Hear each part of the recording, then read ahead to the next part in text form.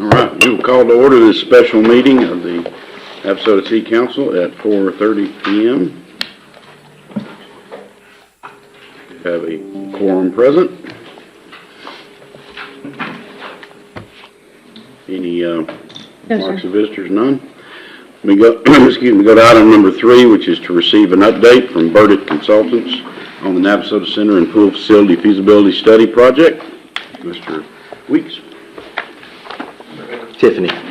Good evening. Tiffany Byers, Community Services Director. So we're really excited to have Burdett here tonight to give you an update. They recently had sent us a survey that we sent out to the community through Facebook, the website, Notify Nav, and we were really excited to find out that they had over 400 responses, which is amazing. So we've got a really good pool of data that they're going to share with y'all tonight. And we also want to remind the community that the community engagement meeting about the feasibility study will be this Thursday at the Navasota Center at 6 o'clock. So be sure to come. They're really eager to hear your input for the Bruley Park and Municipal Pool and Navasota Center feasibility study. So I'll turn it over to Charles with Burdett. Tiffany, can I ask you a question first? I'm sorry.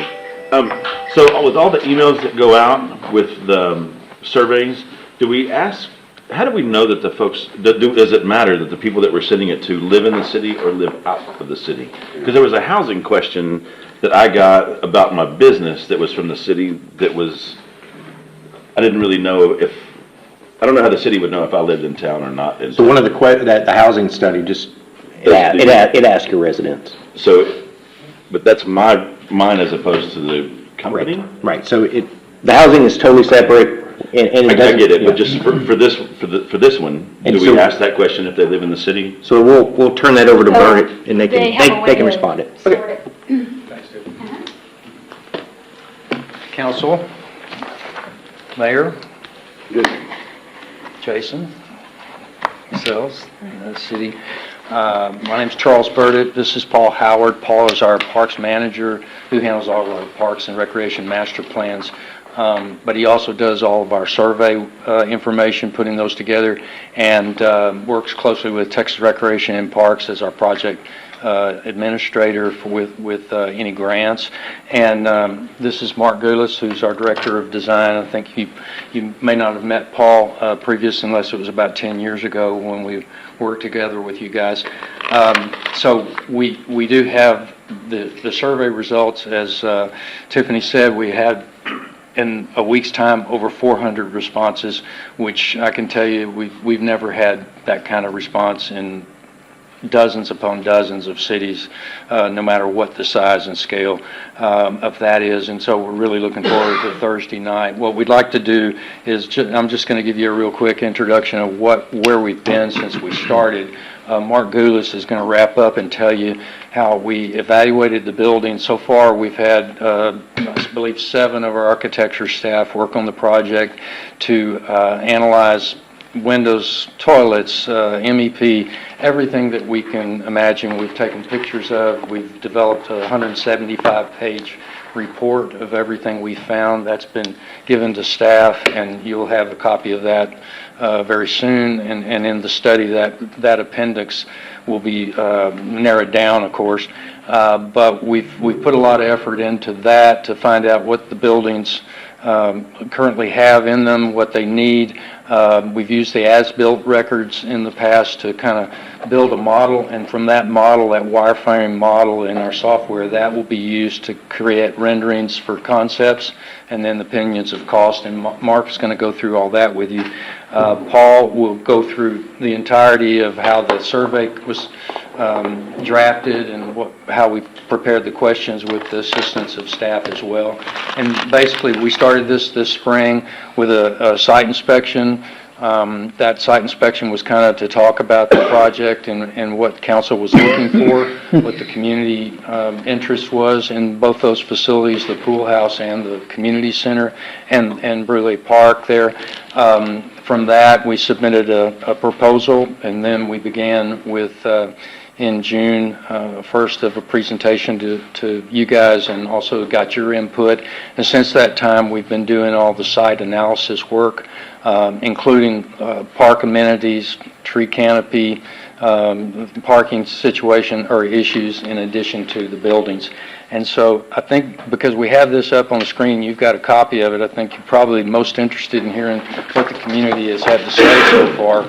And as Councilman said, how do we get to those questions and what do those really mean? So I'm going to turn that over to Paul real quick and let him go through some of this with you. Feel free to jump in and interrupt him. Thank you, He's Charles. used to it. And as Charles said, we had a total response of over 400. To be statistically significant, you needed about 369 responses based on the city's current population estimate, 8,600 people. So that's great. That means it would take us a remarkable number of additional, we're talking thousands more responses to make a big difference in the outcome. Of course, this does consider only people that participate in the survey, which are people most likely interested in the project. So there's always that little bit of skew, but that's okay. So the survey's still ongoing. We had a total of 407 responses as of this morning. So it's still moving, and we imagine we'll probably get a few more over the next couple of weeks, or however long we keep the survey online. And we estimate just keeping it open throughout this whole process, and then we'll summarize the final results. We don't expect to see a lot of difference in the response from what we've seen so far. So we've got plenty of stuff to work with regards to programming the site and picking priorities. First off, we asked a variety of questions based on what could fit on the site with our general understanding of the types of program that really makes sense for this property, both with regard to the pool, the structure of the surrounding park. And so we started with a question about indoor facilities and gave a list of check boxes for different options and an option for people to submit other ideas as well.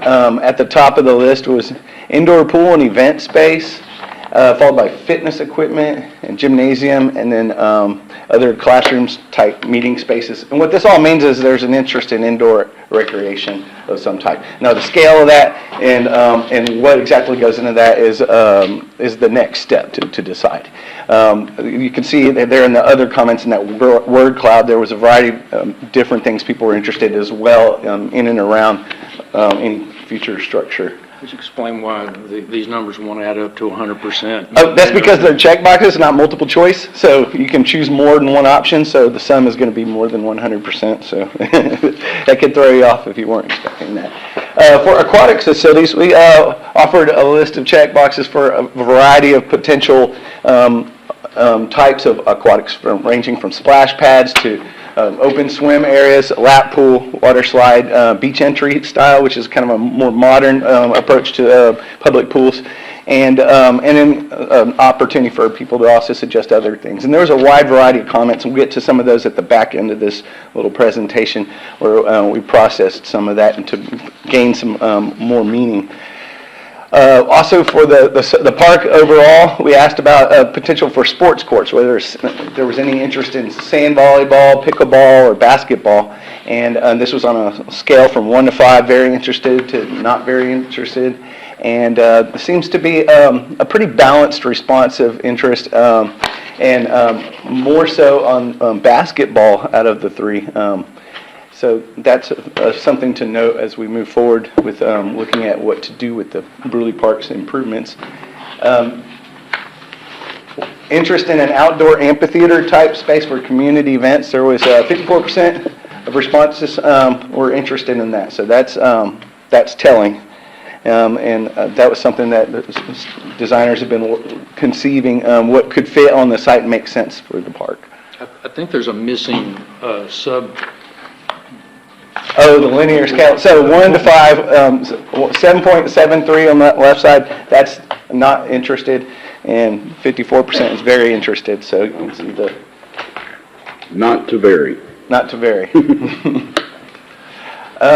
Outdoor amenities, wide variety of potential offerings. Playgrounds are at the top of the list at 74%, followed by walking paths, picnic areas, and site furnishings such as drinking fountains and pavilions. So kind of general park amenities that we would expect in any community-sized park like this.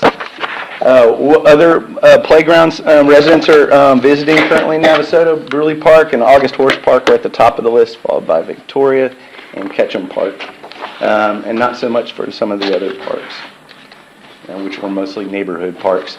And where do residents or respondents currently go to participate in swimming activities? Pools in Bryan College Station was number one, which is interesting, followed by private pools and the Brenham Bluebell Aquatic Center. So there are other places people are going as well. Now for the open-ended comments, we asked if there was anything else that they would like us to know about this project. And it was a diverse range of responses. So we organized them by pool improvements, playground/park improvements, and a few other comments on the next page. We see upgrade and expand pool facilities was at the top of the list of comments there, followed by some requests for year-round access to the pool, which could be a challenge. Extended hours of operation and pool preservation. And then playground and park enhancements, shade was at the top, which we see in every community, and this is Texas. Splash pads and playground equipment. For the Navasota Center, general facility upgrades was talked about with total 10 responses, followed by community integration. So better integration of the Navasota Center with the surrounding park area and pool. So kind of unifying all of that, making it feel like one space. And then just general community safety and safety concerns like more parking, safer parking near the playground, lighting, fenced play areas so that they're not too close to the roadway. And then miscellaneous suggestions, some additional comments about adding some programs like water fitness classes and senior swims, and some event space comments regarding a potential amphitheater, public restrooms. And so that's kind of an overview of what we've got so far. As we finalize the survey, we'll dig deeper into some of those responses. And that's all I've got. One question. Yes. Now, further to what Josh was asking about earlier, can you tell from the IP address whether it's Navasota or outside of Navasota city limits? We don't, our platform doesn't, which is Google, doesn't track that automatically. It was something that if it had been desired early on, we could have asked the question, but we don't normally track the IP addresses. We tend not to find that many people that, well, I mean, as other people that are just in the general area surrounding. We don't find a lot of people from other communities participating in surveys most of the time, so. Yeah, the only reason I ask is because there's a lot of interest in the pool from the swim team. Mm-hmm. And I know that a lot of them probably participated in that, and not all of them are in Navasota. I think if you look at the data, and we can kind of analyze this a little better, there was one specific written response about a lap pool or about swim team, and that the lap pool came down about 6th in the total numbers of interest. If you can, it's not there. The second slide. Yeah, or 5th in terms of people's interest in it. And of course, it depends on if you stratify this as to were you a member of a swim team. If you ask that question, you'd know that. And we could revise this, Or a second survey. we could revise the survey somewhat to track the two of those things. Mm-hmm. But It probably wouldn't make a huge difference, but it's just a question. I think that we're unique in that we have almost everything from Anderson south in our county that comes to use our pool, or there's that potential. And we know for sure that we have one person from College Station that wanted to come down. So I'm just curious, it's a huge landmass of areas that could want to use this for us, but I'm curious what the citizens that are paying the taxes. But I think, Yeah, and then we have the library here that's basically services our whole county. And we've always had thoughts of, do we charge different fees for, in the city or out of the city? Those are some things we're gonna have to think about. Can you go to that slide a couple down where it does show the pool? Let's see. Oh, I'm at the beginning. I'm not sure. Is that one there? That one right there? That's all the aquatics. No, the go where people go. Oh, Where people swim. Where they swim? Yeah, and if you go back to that one slide there. Right here. That was pretty surprising. but There's again, only we weren't open 19% of very the much, comments so. were that people come to this pool to swim for their destination of swimming. And so from a statistical standpoint, when you look at that and then you look at the lap pool, they kind of go hand, the percentage is about the same. So you got 19.78 at our pool and then 19.62 for lap pool. Yeah. And this is a sampling of about basically 1 out of every 21 residents, based on the population. So, compared to the number of people using a lap pool or a swim team function, that's probably a fairly balanced sample, I would say. Yeah, and I do believe, like Paul said, you could get 400 more comments, and unless the survey changed or there was some particular item, the results aren't going to change. Yeah, 'cause that's a good number. That's more people than vote. We got about 38 people show up in Denton, Texas, 150,000 people, and about 38 people showed up for the public meeting. So you guys are, however you distribute it, and I understand you did the Chamber of Commerce, you did the school district, and other, your staff did a fantastic job of getting this out there, because this is just a remarkable response. And something just to point out, I don't know whether the slide that says if your family visits playgrounds in Navasota, which parks do you visit most frequently? It's like the fourth from the end. Folks may have gotten there may have been some confusion because Victoria and Hillside Parks connect to each other. And I don't know, I just found it odd that Hillside was so low, because I know that's probably where I see more people than most. Even though there's no playground there, it does have a walking trail, and it connects through a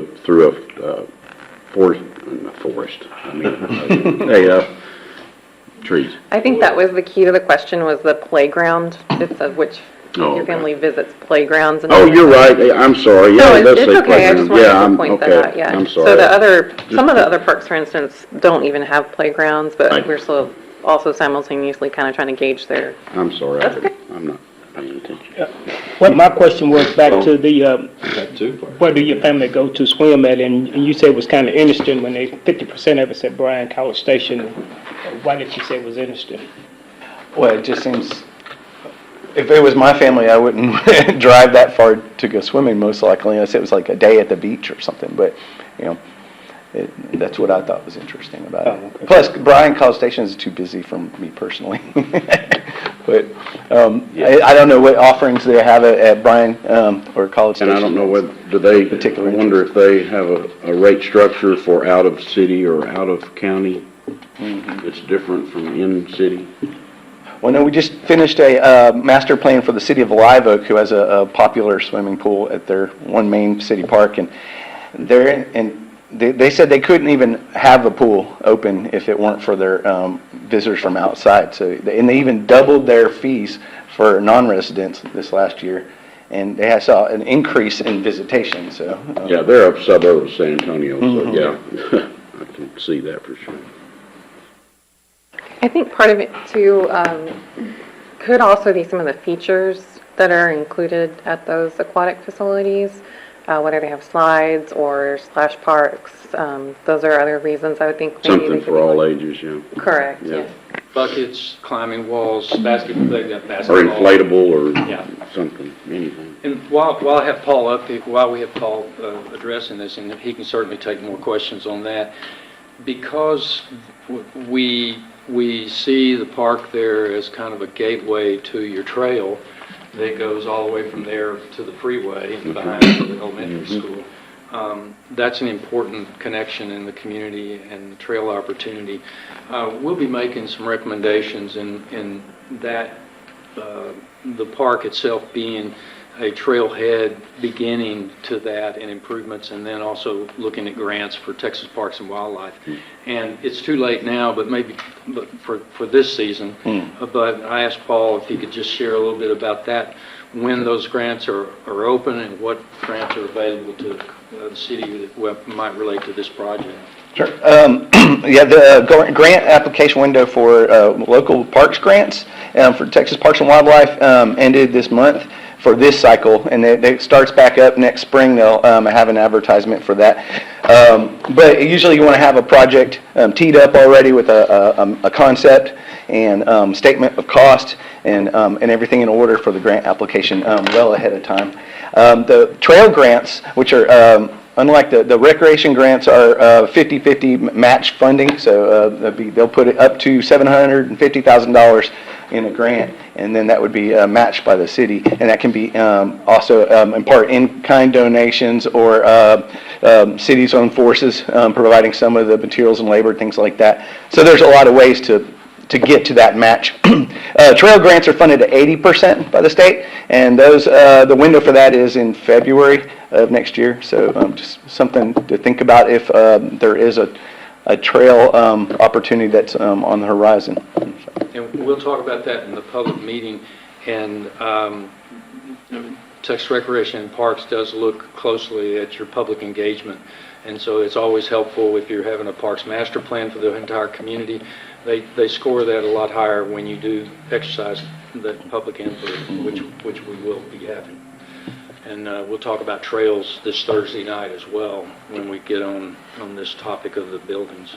I don't know whether you're aware of it or not, but I served on the Parks and Rec board back when we did a grant through Parks and Wildlife for the Navasota Center itself. And that was after the school had given the property to the city, and of course it's aged a little since then, but it's a solid building, for sure.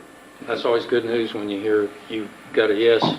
Sometimes it takes multiple years to submit, and because it is very competitive, but the better you can. Yeah, and I think Parks and Wildlife grants had kind of dried up over the past 5 or 6 years, but I think the last legislative session, I think, put more money in the bucket, I think.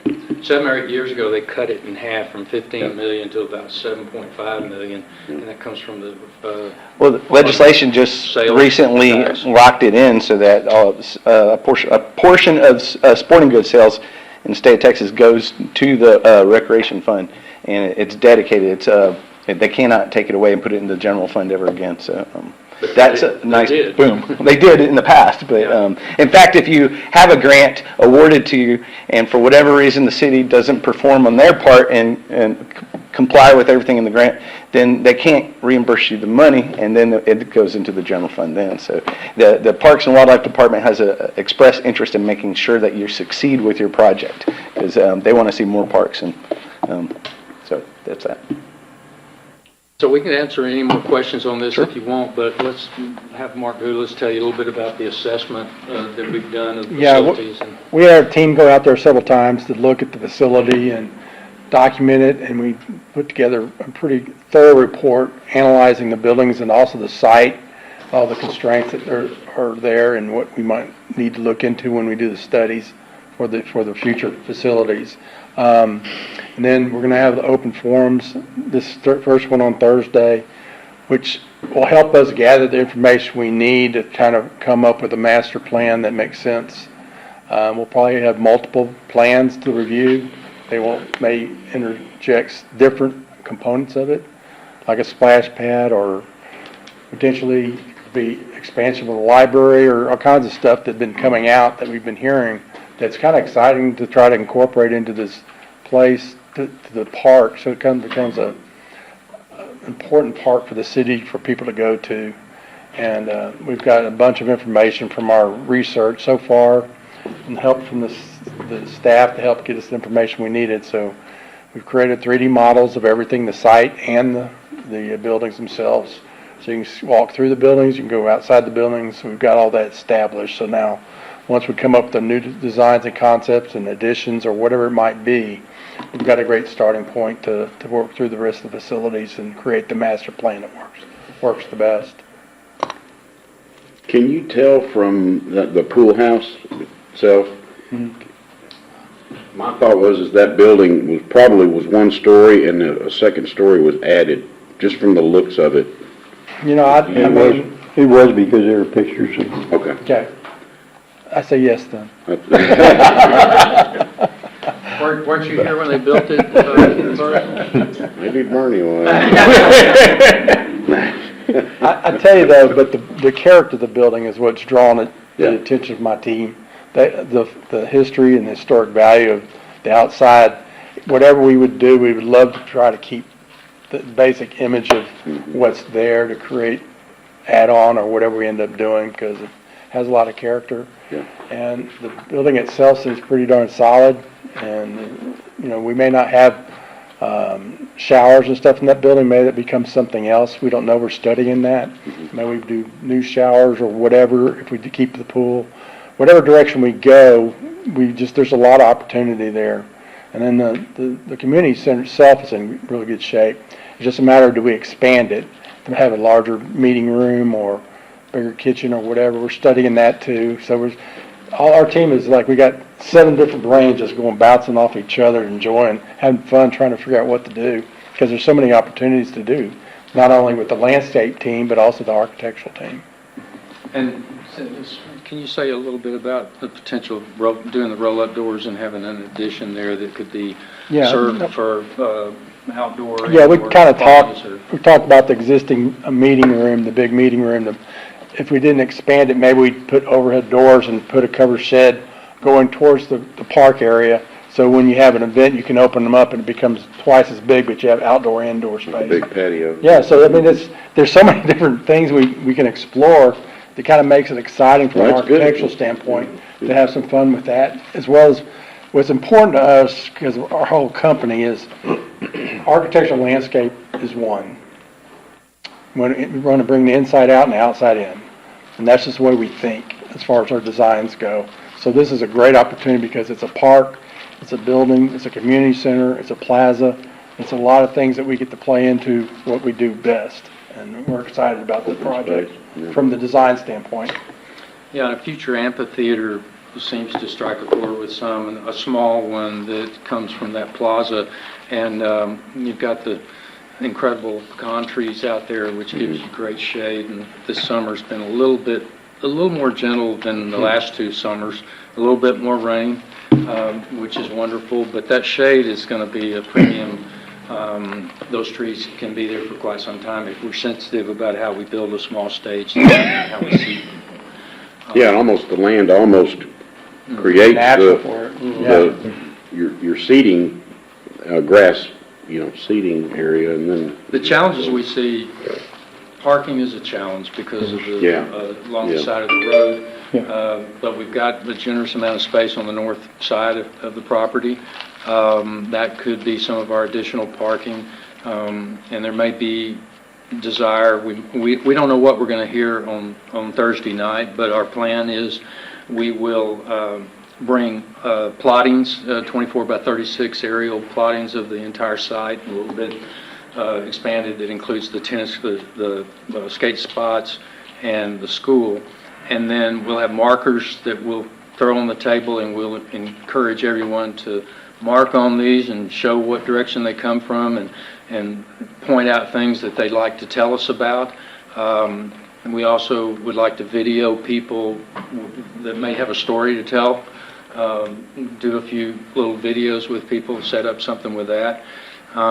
We've discussed with staff the way the table setups will go, and we'll have a proctor, one of our staff at every table, up to about 10.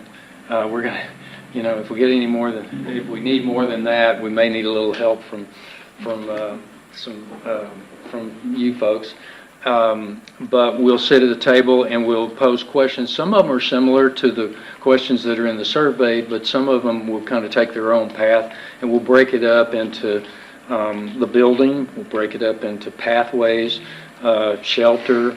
We'll divide it into sections, and we'll give people about 10 to 15 minutes to talk about each of these sections, and then we'll move on to the next one, and at the end, we'll report back to everyone so everyone can hear what was said at that table, and then we'll take all that and coordinate it with our survey. But also, we'll have cards that ask those people who don't feel comfortable contributing at a table, they're just listeners or they may be shy, they can write down what they want to say on those cards, and we'll collect those, and then we'll collect all that data as well. And all those will go in our final feasibility study. But after this Thursday, we'll take that information and then our data that are, all the evaluations, and we'll develop conceptual designs with opinions of cost and get moving quickly on that so that we can submit that to you to make some decisions about in the final study. And of course, there'll be interim documents. So we're going to post a possible quorum for that meeting, so feel free if you want to attend that meeting, you can. It's already been Already posted. posted. Yeah, people do enjoy seeing council members at events. It's nice to see folks turn out and even sit at a table. I know sometimes that we see reluctance because you don't want to drive the topic or take it in a certain direction, but being there is helpful and encouraging to citizens, I think.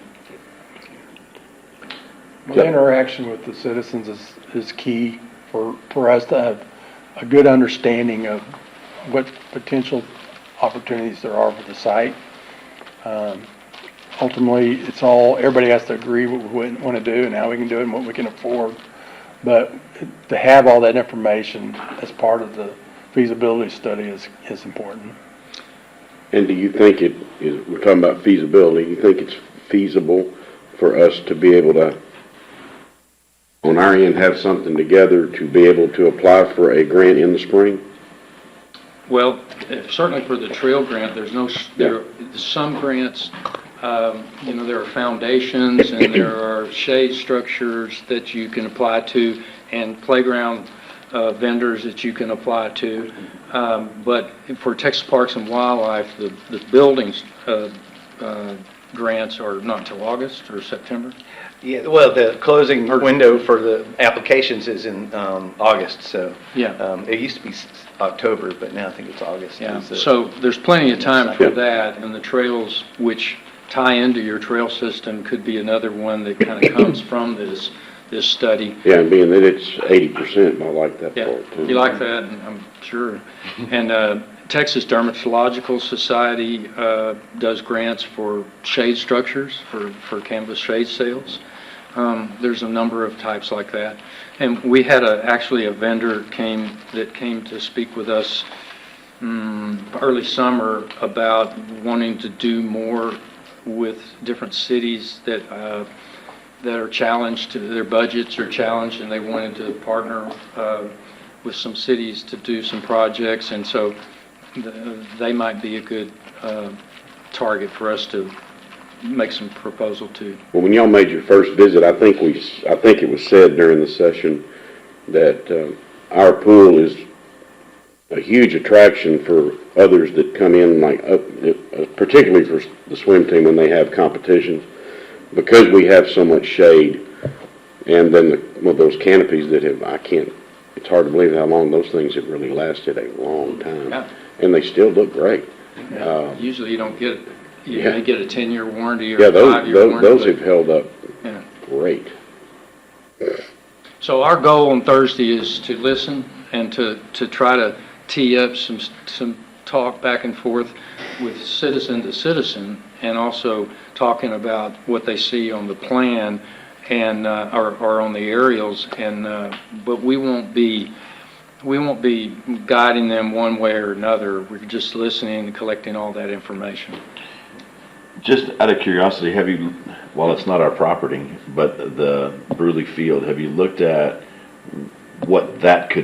how that could be incorporated into a park that's over there. I mean, it is already a built amphitheater, kind of, with seating built into the ground. Is that something that you're looking at? Even though it's not our property, if it is, no? No, that's Is not, there- but it is talk about a history there, and it's an important area, and yeah, one side of it could certainly be an amphitheater, and there's a lot of things that could happen with that, but no, that's not in our scope. Well, I know the superintendent is going to be there, so. Good. That might be something that, might come up in conversation. We'll have to thank him for helping get the message out on the survey, because they helped out, as I believe. Is that right? So, but we'll be there Thursday night, and be more than us. And we have so far we really enjoyed it. The building, particularly the pool house, the stories that may have, the stone that's in there, and that we know there's some cracks on the northwest corner of the building on the top floor there, but we don't see that as a serious issue.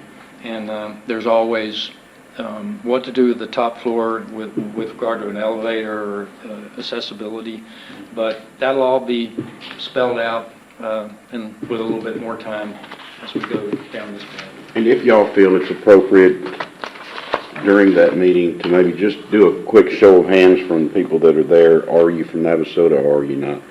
That might be something that Sure.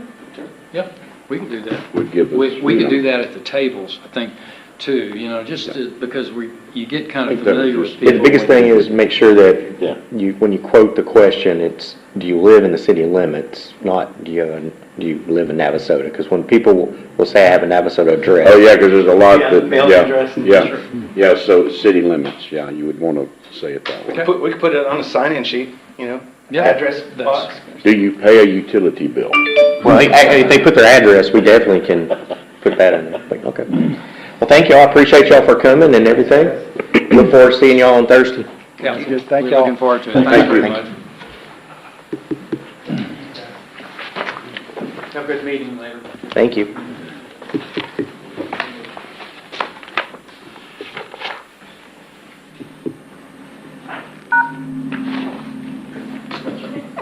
Item 4, workshop on the cemetery ordinance relating to the rules and regulations, creating plating requirements, administration, providing for the making of deeds, establishing permits and fees, providing for grave sites and control of decorations and landscaping, creating a perpetual care fund, creating an endowment fund, and establishing general administration of the Oakland Cemetery. Ms. Sadinsky. Well, good evening, Mayor, Council. Michelle Savinsky, Executive Administrative Assistant. I'm here this evening to visit with y'all about the Oakland Cemetery and some suggestions. We're actually proposing to amend a few things on the current ordinance for the cemetery. Over the past several months, we have received multiple complaints about the cemetery concerning several things: mowing of the cemetery, the fence recently that we did actually replace, but there were quite a few complaints about when that was taken down, and the neighboring property, the owner had taken it down.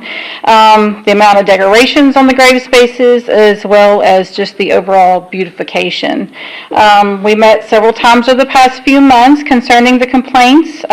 We put together a beautification project, and a couple of things. The new fence was installed to replace the one that was taken down. We got quite a bit of positive feedback regarding that. They really like that. We also included some directional signage as far as for the sections, so that way you were able to determine which section of the cemetery you were in at that time, especially for location purposes. It really helps. Let's see. We also, in the next fiscal year in the budget, we're proposing to put several new benches throughout the cemetery. We feel that if we had benches maybe in each section, hopefully we'll start out with one in each section and slowly build on that. Just give people, as they're visiting their loved ones, a place to sit, maybe in a shaded area, part of the cemetery. And the other thing is we're also looking at maybe markers, cemetery markers that would be installed into the ground, and it would help the guys whenever they're marking off the actual grave spaces themselves. It would just be help with the location, so that it makes it a little easier to mark those spaces. Now, there's a couple of things that we did change that we would kind of like to just let y'all know about on here, or propose to change, I should say. One, the main things is the decorations. Currently in the ordinance, it states that you can have the flowers, but then you can also have one decorative piece, 6 inches in diameter and 24 inches tall. We're actually proposing that we try to keep it to a minimum as far as for one flowering piece, or if they were to have a saddle, they can, what they call a flower saddle, you can put that on the top of the monument, or they can have flowers in the vases. Now, if they don't have a monument, then they can, usually they'll have a funeral marker, you can put the flowers in front of the funeral marker within 6 inches. We're proposing this just because of the fact that we've had so many problems with the mowers this year, because some of it has gotten out of hand as far as some of the decorations, and we're having issues with the mowers that are damaging some of the things that they're putting out there. One of the other things that we do recommend, an outer burial container. I know right after a burial, usually when we have the rain, especially several inches of rain, a lot of times that dirt will sink in, and we're having to, our crew is having to go out to add more dirt and level the grave spaces off. An outer burial container actually will, it won't 100% prevent it, but it will decrease that amount. It keeps that dirt from settling so much. So it keeps us from having to not only expense as far as for the dirt, but then also for the crew to go out and spend the time filling graves and leveling those out. Is that, our responsibility as opposed to the grave diggers? Yes. So, because we own the cemetery, we are the ones that impose that requirement. Any private cemetery, they can impose that on themselves. Either the grave service can provide that, or the funeral home can provide an outer burial container. No, I'm talking about The leveling of the graves. leveling the graves. No, after we're responsible for that. we're responsible for Yes, that. sir. What, Sometimes they have to go 2 and 3 times to the same grave space, depending on how Right. much rain. It depends on the rain, the actual soil content, and then also the casket, depending on what kind of casket's buried. is there any way we can shift that responsibility to the grave service? Generally not for filling and leveling it out, no, sir. They provide the grave service. They go out and dig the grave and lower the casket in and cover it up. That's it. That's it, then Yes, it's all. It is traditionally the responsibility of the cemetery.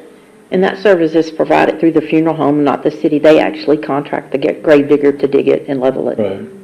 So, What's the cost of the liners? So the liners, we did a little research on that, and those start out at approximately $1,000, and of course go up from there. But the minimal is usually around $950 to $1,000. That's for the polypropylene. Yes, sir. So, for the polypropane, that's still gonna sink. So what it does is it keeps it makes it more level at the top. So instead of it falling in, the dirt falling in the sides, it fills up the hole better. And they say it actually keeps that dirt from sinking on the sides as much and settling down. That it does actually decrease the dirt. It's not crowned like a casket. Right. sometimes it sinks so much that we see the casket. Yes. And you're talking about upset families. Yes. This will prevent We've gotten some of that from pictures from them happening. Well, most before. of that from happening. You know, we may have several different types of soil out there. And, you know, different soils are gonna settle in differently. And there's a lot of times too, if you have a burial, we may not have a significant amount of rain for months, and it might be 6 months later, and you get 3 or 4 inches of rain, and then all of a sudden everything decides to settle. So it's not actually something that happens necessarily right after the burial, but it can happen over time.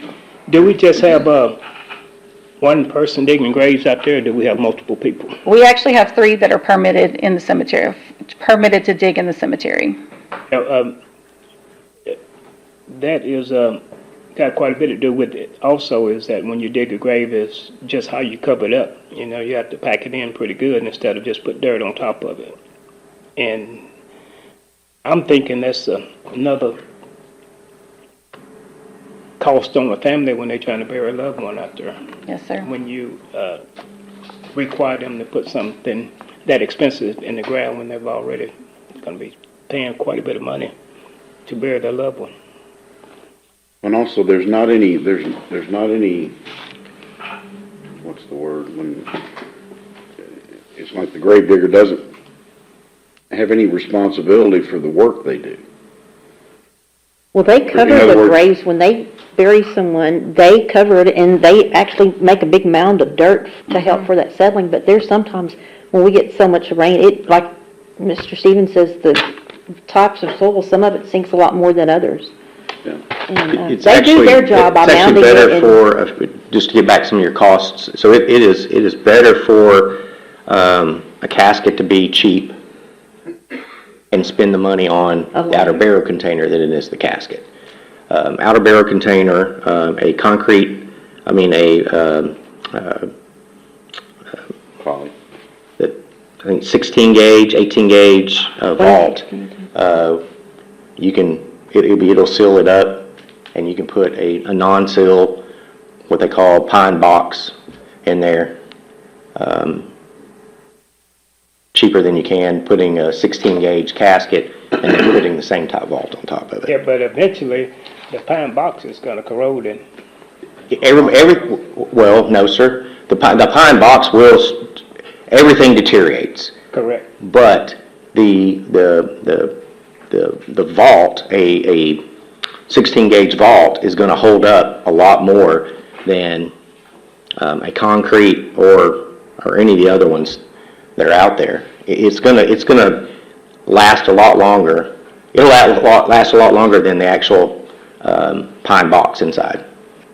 Now, he was a former funeral director, you know that, right? I've seen a lot of cemeteries, they require a outer burial container, and it would be it'd be a pine box.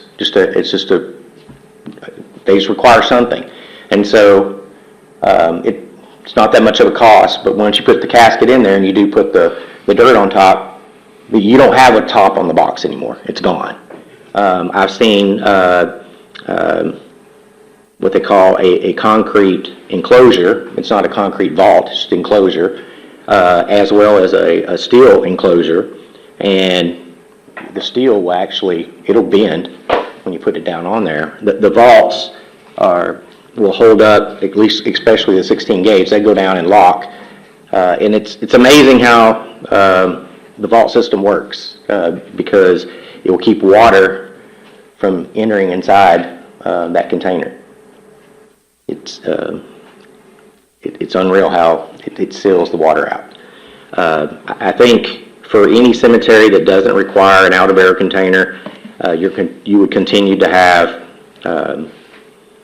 leveling issues. You're going to continue to have sinking graves, and that's a huge complaint we get out here. We get complaints about water standing on the graves and those type things. By having an outer burial container, you're going to lessen those phone calls and complaints. And that's what I think staff's trying to do is trying to do as much as we can to level that out, because you've got a family member that's grieving and is upset. But where we live in Texas, the ground is what it is. It's going to settle. And if we can provide any security to be able to make sure that that doesn't happen, I think is a good thing. The other thing, I think staff's reached out to the funeral homes. What was the funeral homes' thoughts on this? He agreed that it's not going to totally prevent it, but it's definitely going to help and cut down on it settling. And most cemeteries are going to requiring out of burial container. There's very few that don't. You said he, so you just checked with one funeral home. We checked with Nobles. Nobles and also Lindley Robertson. Robertson. We talked to Grant as well. They do the majority of the burials in our cemetery. So when you talk about the cost to repair it, I see what you're saying, it makes perfect sense to me, but I think that we're either upsetting the people after the person's buried, or when they go to buy a casket and realize that they have to spend another $1,000 on something covering the casket. So I think you're gonna have upset people either way. I don't know that this fixes that problem.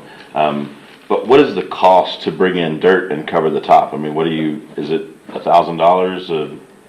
Jose?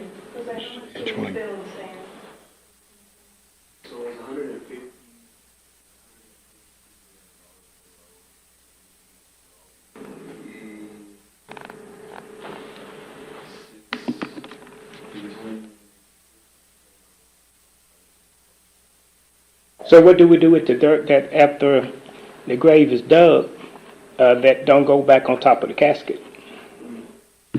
Keep it on the other side, on the north side of that. So why can't we use that? Because you put sand down, you don't put Clay. clay back in there. That's the reason. And that may be why it's holding water then. Sand. Yeah, you put sand, you can, I don't know what kind of sand it is, but that's generally what you level graves out with, the sand, not mud. It is possible.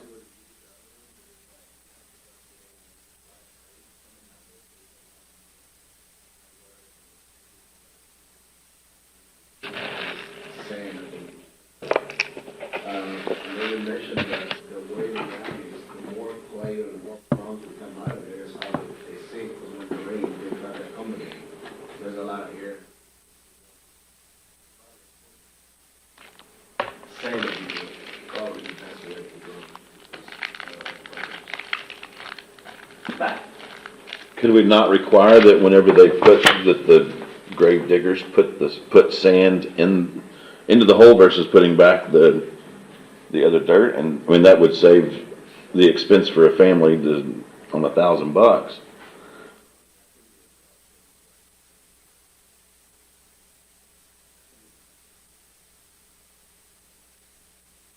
Well, $1,000 is just the lowest end. What's the price? cost on some of was on the 16 gauge metal? Oh, I got quotes they could go up to 20-something thousand, yeah, depending on what they went up to, as far as you could get steel, copper, there was a wide variety. But the least expensive one was the one that was $950.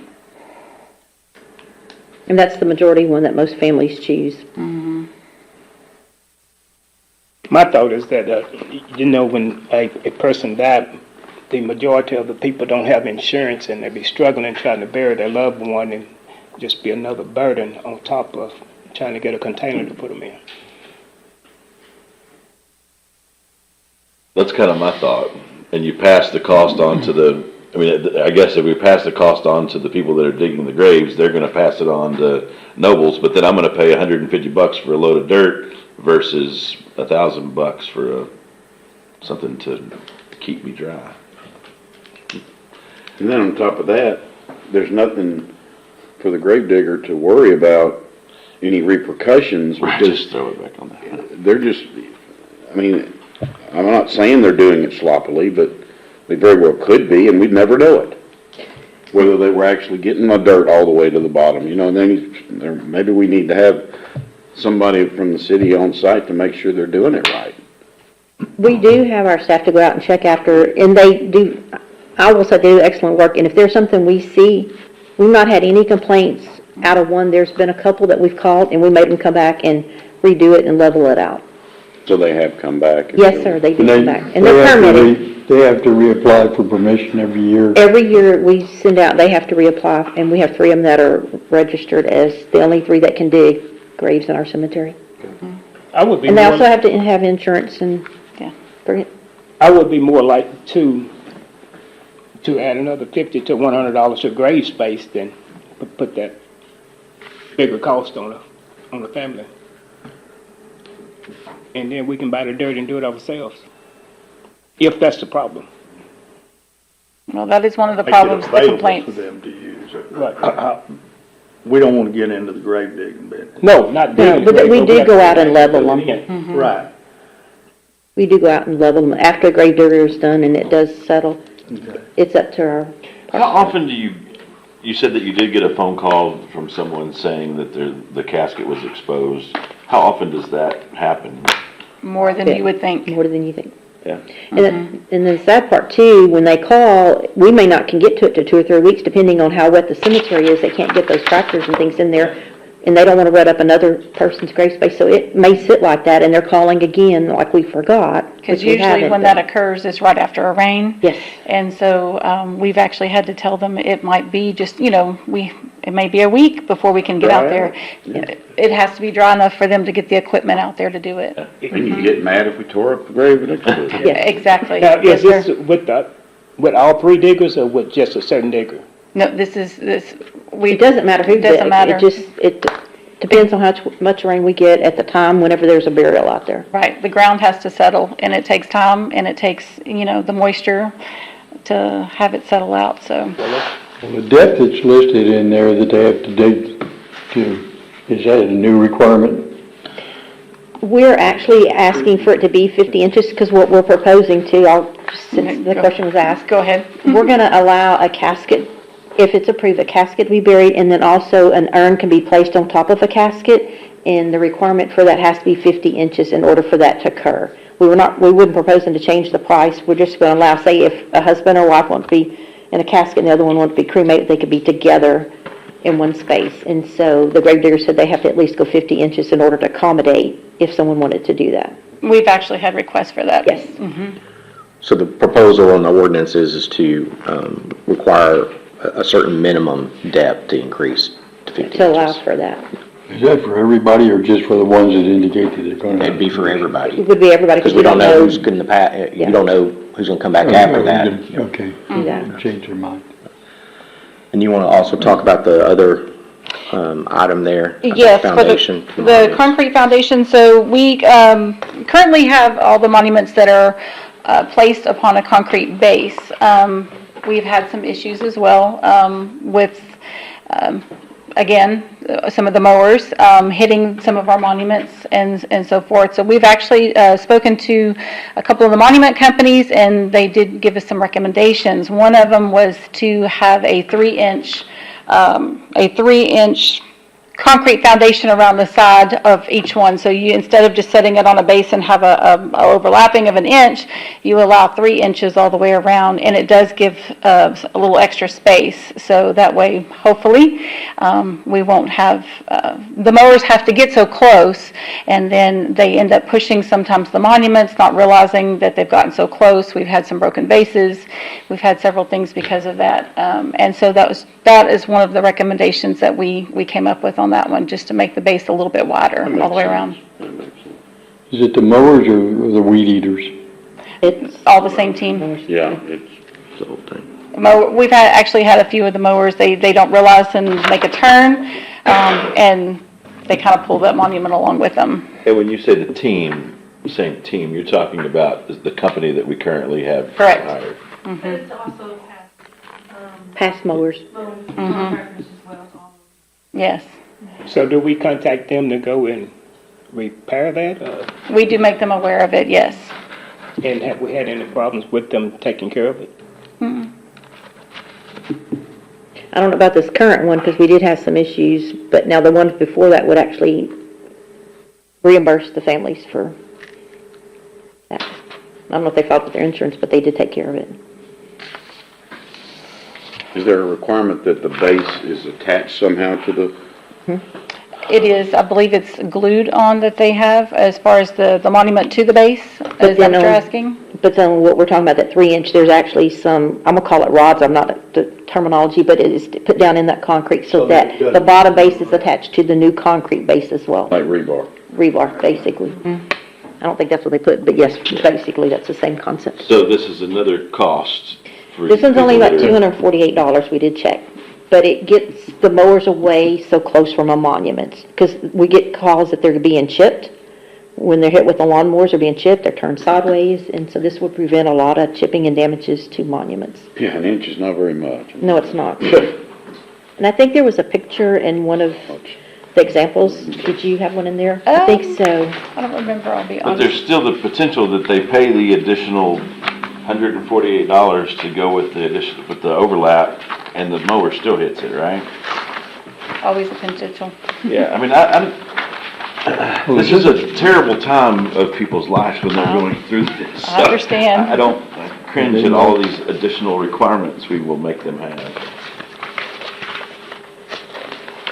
Is that a precast thing, or I guess it wouldn't. You can do a precast or a pour concrete, either one. you gonna go out and pour it out there? So either one, so the pour concrete, we already require that anyway, so it might be just I'm sure they might charge an additional charge, but the precast concrete, I think, is the one that she got the extra pricing on, so those would be additional if they were to choose those.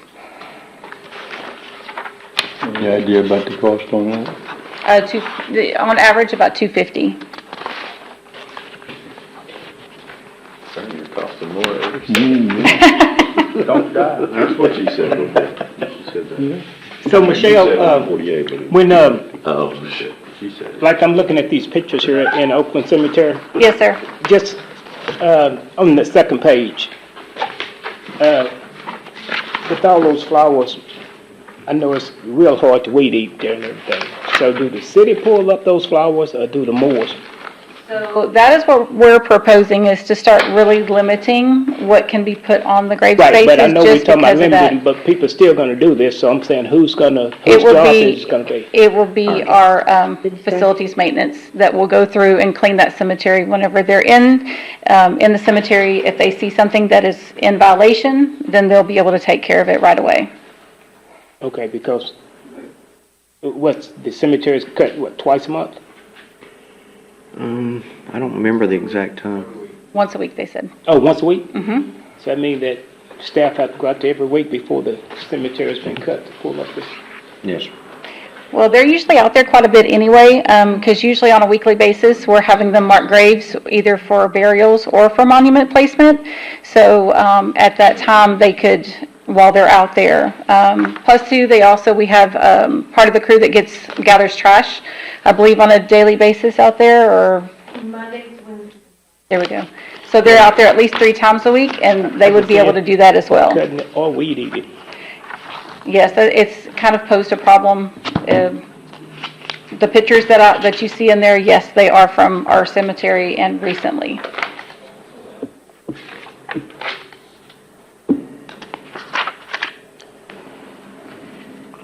You want to talk about the last item from the next page? Yes, sir. So the last one that we have is a recommendation that we ask that it be unlawful for any person to bring any alcohol or consume any alcohol out at the cemetery.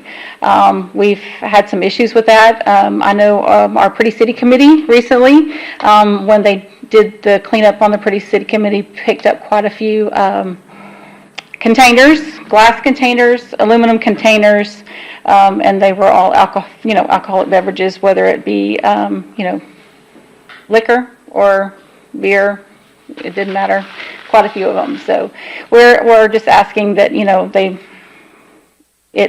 them not be able to do that and bring that sort of thing out there. We also have quite a few, there's a picture in there, they leave them on the grave spaces as well. We have that happen quite a bit, that they'll actually leave them out on the graves. Well, I tell you, if I couldn't go have a drink with my father once a year, I don't know that I'd like that. I don't leave trash, but I think that these pictures that you have are quite tacky, of just leaving the stuff out. So you're gonna have somebody out there that's drinking, and the cop's gonna roll up and say, okay, you can't be drinking out here, I'm gonna write you a ticket, which they probably wouldn't do, but, I mean, there's got to be some other answer than say, let's make it unlawful. Is it littering, or is it, In other words, other trash besides beer bottles and beer cans? Well, there is quite a bit of trash, yes, that's out there. There are trash receptacles provided throughout the cemetery. But like I said, too, on quite a few of the grave spaces themselves, that is part of the violations, that they leave things on there that shouldn't be left on there. And I'm sure that, yes, that if we're finding quite a bit of empty, empty containers. Is this part of some ritual, or is this teenagers looking for a place where they can drink? Now that I'm not sure exactly. I can't guarantee that 100%. I think some of it is, hey, my loved one used to drink Shiner Brock, and I'm gonna bring a 6-pack out there and leave it on their grave space. I mean, so that's different than you going and having a drink with your dad. So I think somewhere in between is what staff needs. Maybe it's unlawful to leave. Wouldn't that be littering? Well, you would need to define that, I think, because you're allowing other things on the monument space. So what is considered littering? Is putting a flower up littering, or is putting? If I throw a stick out there, it's not littering because it's a living thing. But what if I put a full bottle of whiskey out there? Is that littering? Well, you wouldn't leave it, yeah, I would say, yeah, you wouldn't leave it there. Actually, yeah, the guys from the facilities maintenance have found several full bottles of liquor. Yeah, well, that to me would be littering. I mean, I think there's probably a criminal definition for littering. Carrie, can we? You bet, there's criminal definition, but, just in terms of enforcement, you're gonna have to, who put it there, how you can prove that up. Could be somebody who was just walking by and said, hey, I'll just leave my beer right here. So enforcement could be an issue. One of the things we wanted to add some signage, at least discouraging it, because the back part of the cemetery is where you're finding a lot of people throwing containers and beer cans and lots of other types of litter as well. But at least it's either prohibiting it or strongly discouraging it, adding some more trash cans, doing something just to prevent the amount. It's a little shocking if you go back there and look, and Pretty City Committee was trying to pick it all up and clean it all up, and it's difficult once it gets stuck in that brush area back there. But as far as what's being left on the graves, that's one issue, and then the other issue is just the general littering of it as well. Yeah, well, I mean, I think you're right. I think that adding additional trash cans now, you can't control what people do, but Disney said put a trash can every 15 feet and you won't see a bunch of trash around your place because it's convenient to drop it off. Nobody wants to drive down the road with an open container and potentially get pulled over. So maybe if there's a trash can, that would be helpful.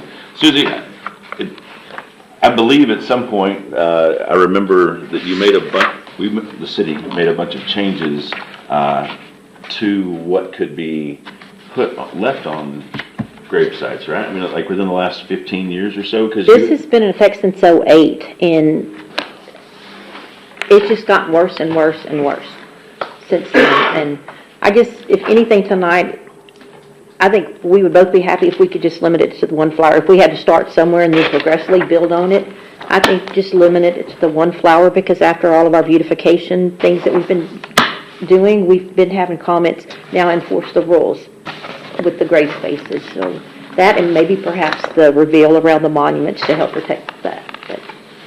But they haven't been changed since '08, and it says one potted plant of some sort, but then you get the trinkets, you get the shepherd hooks, you get baskets from Walmart glued onto monuments that crack. Lights, you get things hanging from the trees, you get quite a bit of everything. And then the mowers hit it, which has caused risk to somebody that's out there, also to their equipment, but to people that could be out there visiting could be hit with some of the stuff that they run over. And so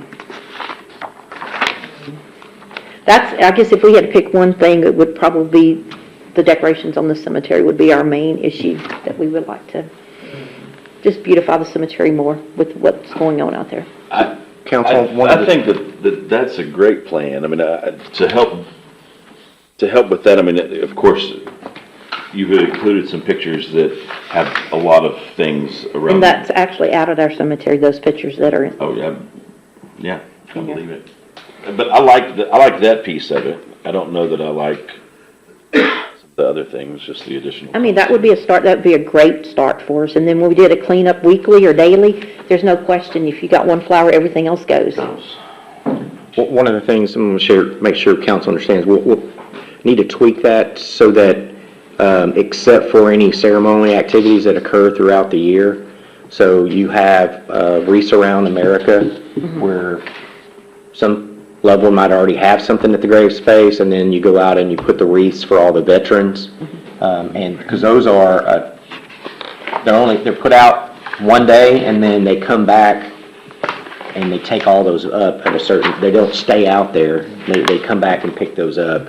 So somehow we need to probably tweak it so if there's a ceremonial activity where that occurs, that's planned to go out and then pick back up. Well, that's pretty much covered in the holiday, Is the holiday? holiday flowers. Yes, Okay. I think so, but we can make sure that that's. Make sure that we're addressing. It says that the cemetery shall be open from dawn to sundown. Is it ever closed?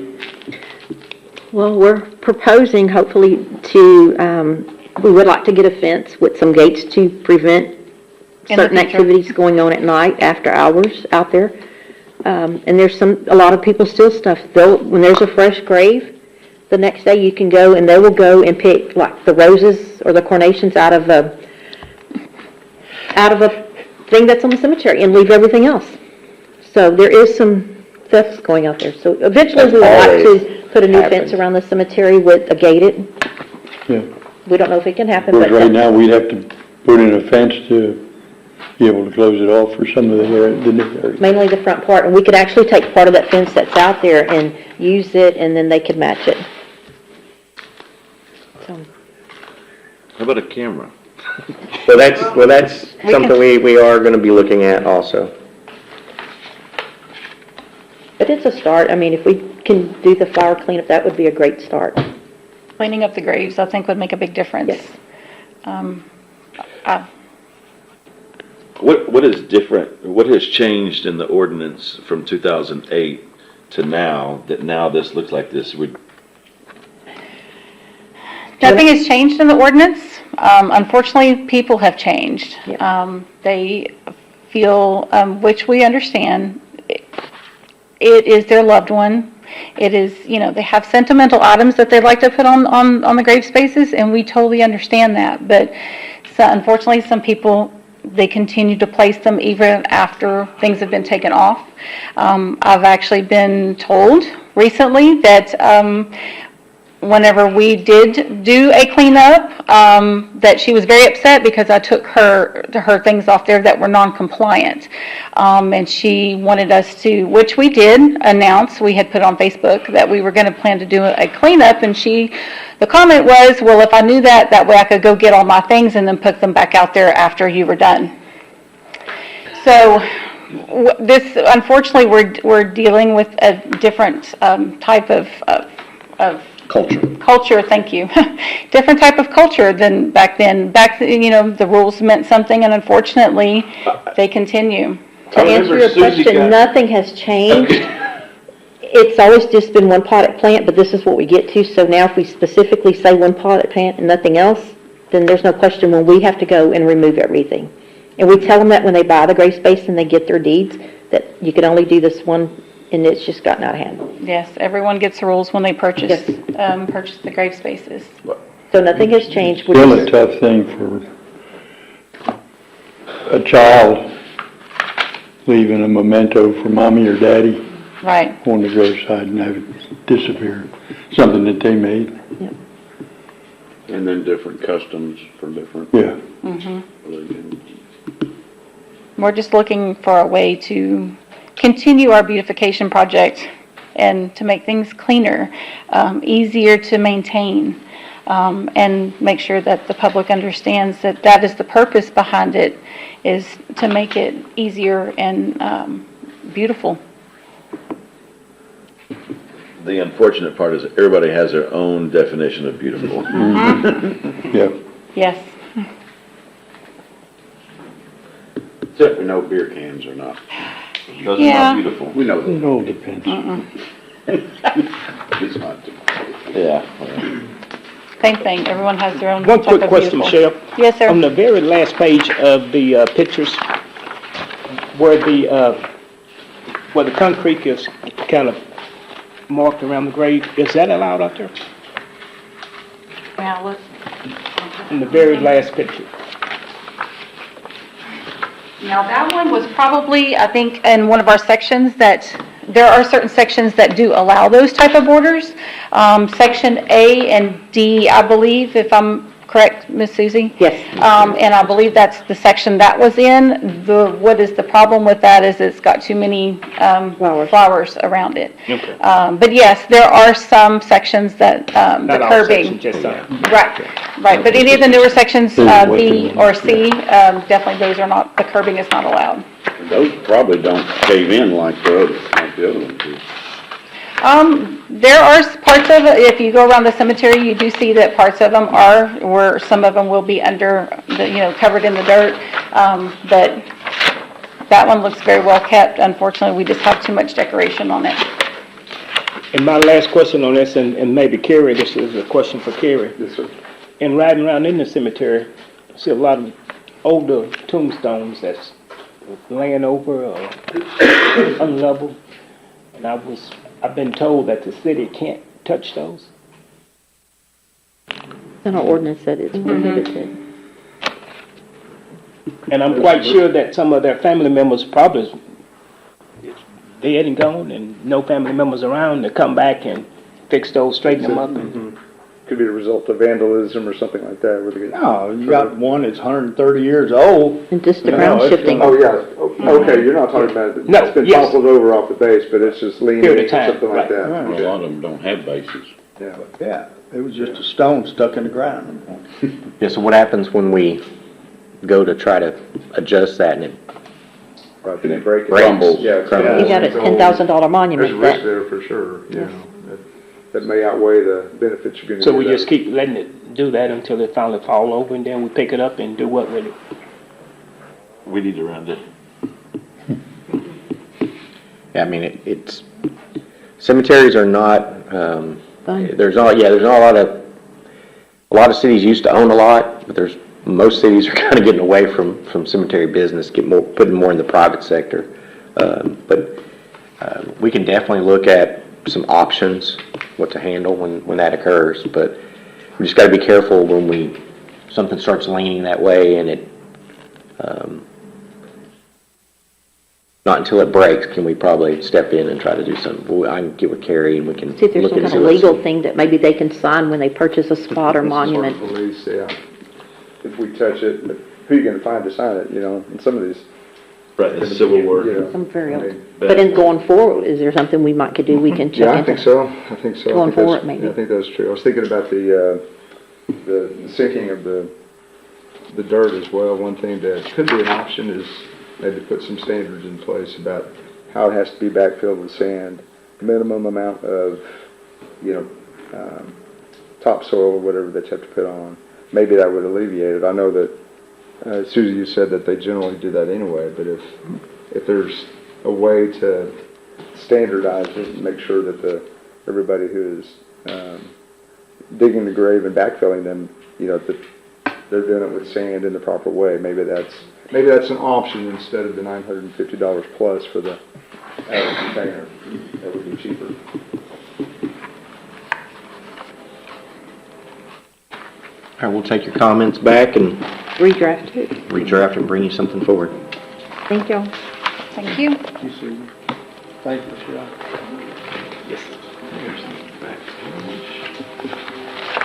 Item 5 is a workshop on the City of Navasille's proposed annual budget for 24-25. Mayor and Council, I've also got this item as a discussion item in the regular agenda. So if you, I know that we're getting really close to 6 o'clock, if you want to wait till then, I just want to let you know that the only changes that have been made in the proposed budget from the last time we met was we added the $20,000 to the police department budget for the installation of the 3 Motorola traffic train cameras. And so that increased the total budget by, $20,000, and those funds would reduce the amount available for fund balance by 0.1%. So that's the only changes, but in your regular council meeting, we can talk about any other items that you have questions about or things that you want to see, because the public hearing for the budget is scheduled at the next meeting for September 9th, and so we need to have that ironed out so that I can bring back whatever the final proposed budget is going to be at that meeting.